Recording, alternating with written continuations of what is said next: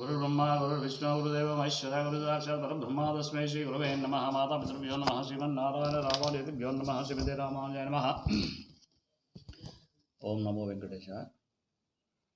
తోంకుంట స్వయంభూ సింహంలో శ్రీ కళ్యాణ వెంకటేశ్వర స్వామి క్షేత్రంలో ప్రతిరోజు కూడా వేద పఠనంలో భాగంగా ఈరోజు ఓం త్వామగ్నే హవిష్మనో దేవం మత్తాస ఈళతే మన్యే త్వా జాతవేదం సహవ్యావ్యక్ష్యానుషక్ अग्निर्होतादास्वतः क्षयस्य वृक्तबर्हिषः संयज्ञासच्चरन्ति यं संवाजासः श्रवस्यवः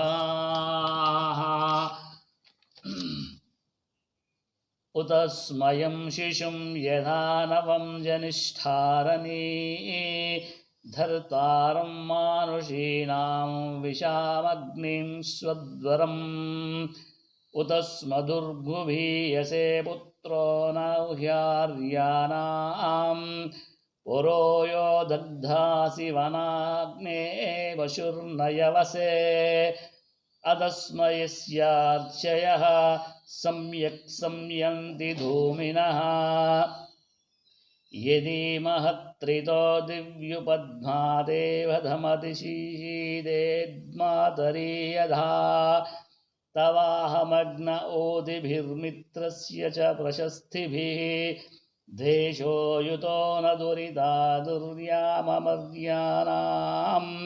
तं नो अग्ने अभिनरो रयिं सहस्वाभरा सपोषयद्भुवद् वाजस्य साधय उदयति पृत्सुनो वृधे। ओम शांति शांति शांति।